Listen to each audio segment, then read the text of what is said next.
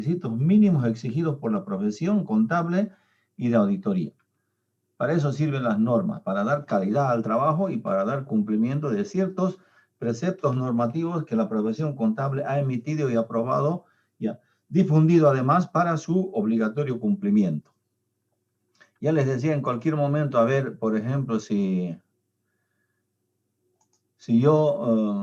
ustedes harían un informe de auditoría y yo quisiera deshacerlo el informe porque me perjudica, solamente a modo de ejemplo, ¿no? Entonces yo puedo ver si es que ustedes no han cumplido normas, puedo impugnar y anular el informe, ¿no es cierto? A la autoridad que corresponde le diré, señores, estos señores no han hecho la auditoría de acuerdo con normas, entonces, por favor, quisiera que lo anule el informe, ¿no?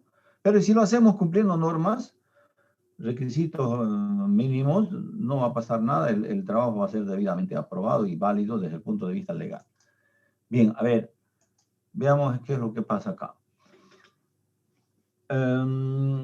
Decimos, no existen normas de auditoría específicas para una auditoría forense. Frente a esta ausencia normativa se utilizan metodologías establecidas para otros tipos de auditoría, tales como la auditoría de estado financiero.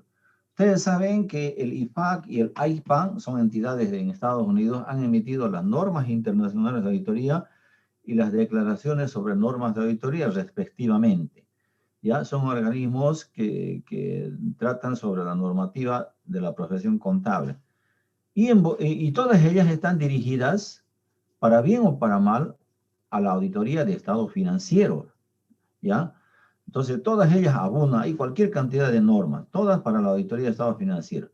Pero ahora lo que podemos hacer nosotros es utilizar esas normas, prestarnos, si vale el término, entre comillas, y aplicarlos en nuestra auditoría forense, en ausencia de normas propias, ¿no es cierto? Lo que podemos hacer es, lo que va a variar es el enfoque que le vamos a dar.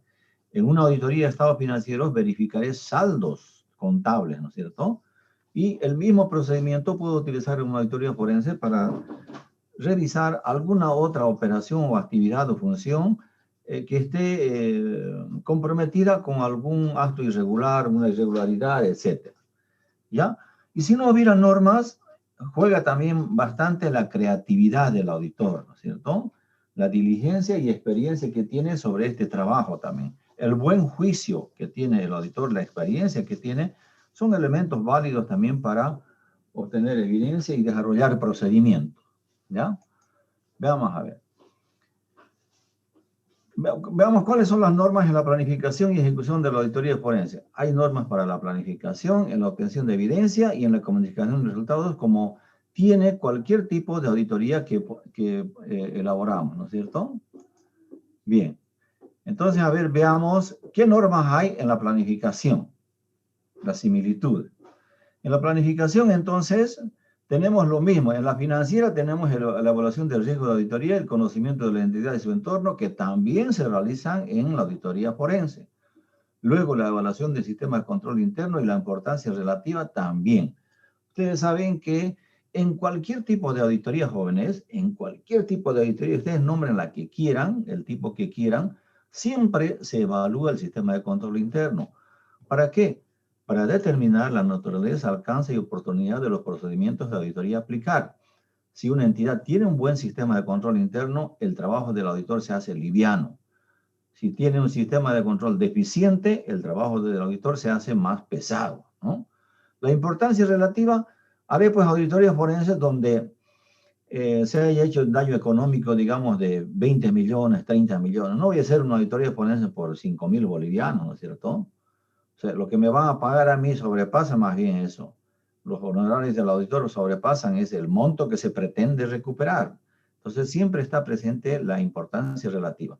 Luego, el uso del trabajo de un experto. Siempre en una auditoría forense va a intervenir un ingeniero de sistemas, un abogado o, no sé, un arquitecto también, dependiendo de qué tipo de trabajo estamos haciendo, ¿cierto?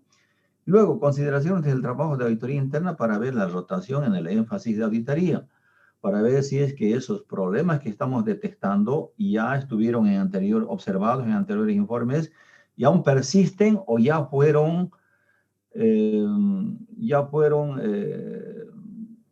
corregidos por la gerencia de la entidad, ¿ya? Eso sería, digamos, en la planificación, no habría mucho problema, ¿no es cierto? Ahora, en la obtención de evidencia, ¿qué es lo que vamos a ver? Quiero que me atiendan bien acá. Vamos a ver algunos procedimientos de auditoría financiera, de qué manera se aplican en una auditoría forense, ¿ya? Acá arriba dice, en la obtención de evidencia. Entonces, a ver, vamos a ver. El procedimiento de auditoría, primero vamos a mencionar qué se llama. Son 7 procedimientos, ¿no es cierto? Que hay en la NIA número 500, por si acaso, ¿ya? El procedimiento, por ejemplo, de inspección, vamos a ver. Vamos a explicar en qué consiste, tal como se está especificado en la norma, y cómo se utiliza en un enfoque de auditoría de estados financieros y en un enfoque de auditoría forense comparativamente, ¿ya? A ver, vamos entonces. Dice procedimiento de auditoría, inspección. ¿Qué quiere decir o en qué consiste la inspección? Consiste, perdón, en examinar registros o documentos internos o externos. Examinar un documento, eso se llama inspección, inspeccionar un documento. Un comprobante de ingreso, egreso, traspaso o alguna documentación, etcétera, ¿no es cierto? Ahora, en una auditoría de estados financieros, ¿para qué lo utilizamos ese procedimiento de inspección? Para revisión de comprobantes de ingreso y egreso para validar saldo de los estados financieros. Pero ahora, el mismo procedimiento, ¿cómo lo utilizaríamos en una auditoría forense? Podemos utilizarlo para revisión de documentación respaldatoria de alguna transacción vinculada con fraude. Por ejemplo, un comprobante de egreso, donde se ha visto un desembolso junto con la fotocopia anverso y reverso del cheque, son documentos, ¿no es cierto?, que yo voy a revisar, voy a aplicar el procedimiento de inspección, pero en este caso voy a determinar el daño económico que se ha causado, porque en el comprobante está la salida contable del efectivo, ¿no es cierto? Y el cheque, quién lo ha cobrado, atrás está el endoso, etcétera, ¿no es cierto? Entonces yo voy a hacer el mismo procedimiento, pero con diferente enfoque en función del tipo de auditoría que estoy aplicando. En este caso, la auditoría forense, como dijimos. A ver, no se puede, sinceramente, esto. Ya, veamos a ver el otro ahora. Otro, indagación. Procedimiento de auditoría, indagación. Esto también está en la NIA 500, por si acaso, ¿ya? ¿En qué consiste la indagación? Según lo que dice la norma, dice buscar información de personas bien informadas en lo financiero y no financiero en la entidad o fuera de ella. O sea, búsqueda de experto, ¿no? Una persona que sabe algo con mucho conocimiento, un experto o un especialista. Ahora, en una auditoría de estados financieros, ¿cómo utilizo este procedimiento? ¿Puedo contratar un perito para qué? Para que me haga evaluación de activos. Por ejemplo, si yo estoy haciendo una auditoría a la joyería Tauro, su principal activo, ¿cuál es? Las joyas, ¿no es cierto? Yo pues no sé nada de joyas, ¿no? No puedo diferenciar. Entonces, ¿qué haré? Contrata a un joyero, pues, ¿no? Y le digo yo, a ver, quiero que usted, todo ese montón de joyas que están allá, aretes, gargantillas,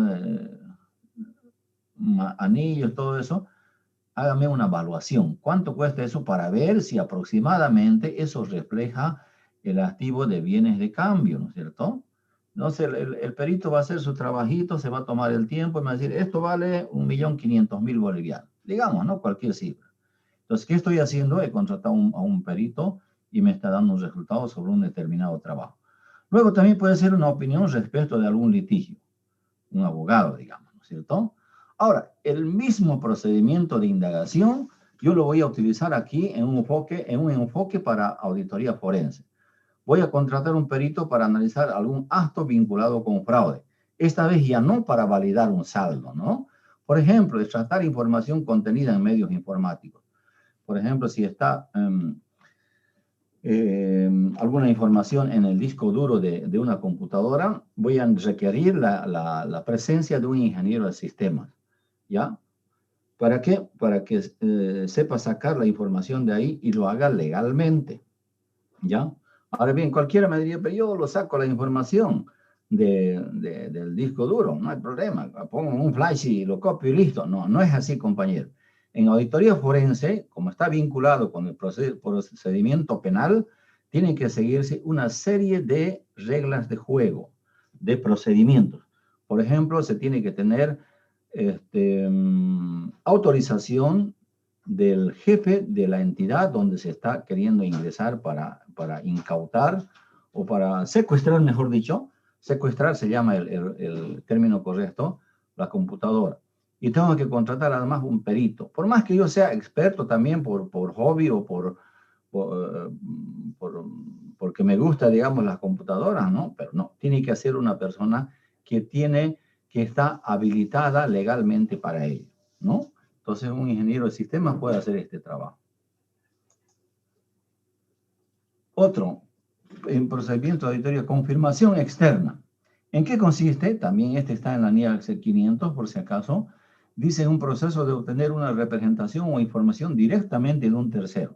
Es solicitar a una persona vinculada con la entidad, ¿no es cierto?, de alguna manera, que me dé razón de alguna información, ¿no es cierto?, que me confirme alguna información. En un enfoque de auditoría de estados financieros puedo confirmar, a través de confirmar saldos bancarios, cuentas a cobrar, cuentas a pagar, ¿no es cierto? Aquí voy a validar saldos bancarios, saldos de cuentas a cobrar y saldos de cuentas a pagar. Ahora, esta confirmación externa la puedo utilizar en un enfoque de auditoría forense. A ver, ¿de qué manera? Requerimiento legal a una persona o entidad para que informe respecto de la existencia o veracidad de alguna evidencia. Por ejemplo,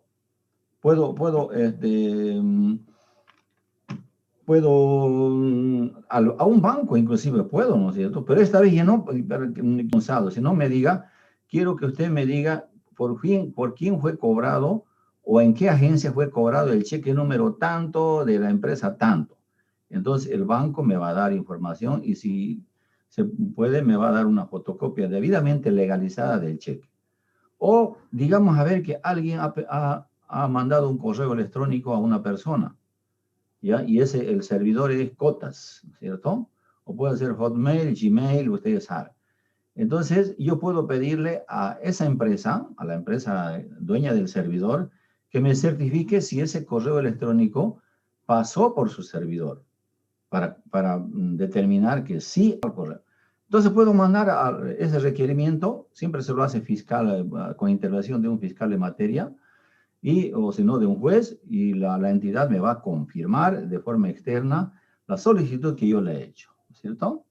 Fíjense, entonces, jóvenes, ¿a dónde quiero llegar con esto? Que si bien la auditoría forense no tiene normas propias, podemos utilizar de otras auditorías, en este caso la auditoría de estados financieros, sus procedimientos y alguna otra normativa, y la podemos adaptar. Por eso les digo, para poder adaptarse a las circunstancias y obtener evidencia a través de procedimientos alternativos, ¿ya? Bien, entonces vamos a ver otra. En cuanto a la comunicación del resultado, este sería el tercero ya. En esta etapa, el auditor debe aplicar su creatividad, diligencia profesional y experiencia para informar sobre los resultados del trabajo. En un informe de auditoría de estado financiero está en las NIAS 700, 706 y 705, por ejemplo. Además tiene una estructura. Primero está la opinión, después el fundamento de la opinión, al final tal vez un párrafo de énfasis, allí todo eso, ¿no es cierto? Hay una estructura que no la puedo cambiar. En una auditoría forense, bueno, pues como no voy a trabajo a un fiscal en materia penal o a un juez, también en materia penal.